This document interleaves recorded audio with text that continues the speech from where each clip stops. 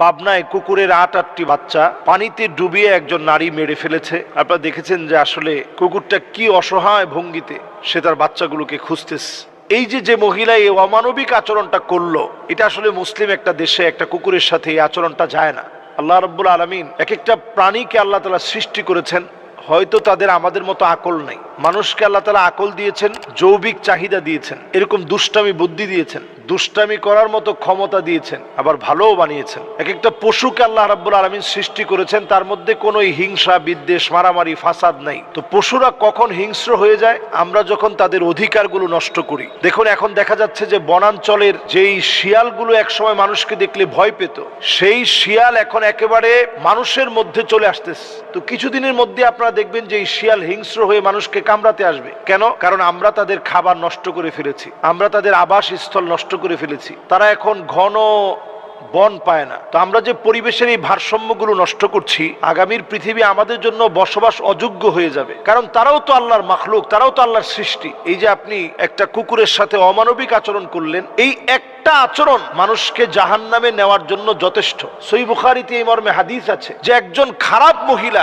পশুর সাথে তার সুন্দর আচরণের কারণে আল্লাহ তাআলা তাকে মাফ করে দিয়েছেন, আর একজন ভালো দিনদার পশুর সাথে অমানবিক আচরণের কারণে তার জায়গা হয়েছে জাহান্নামে। তো একটা পশুর সঙ্গে আপনি চাইলেই খারাপ আচরণ করতে পারবেন না।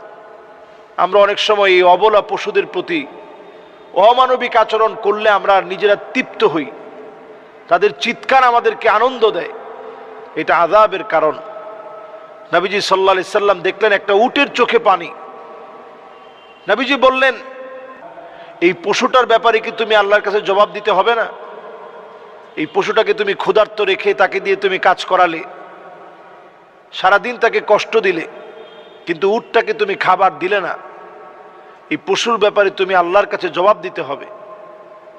তো উটটা এসে নবীজির সামনে চোখের পানি ছেড়ে দিয়েছেন।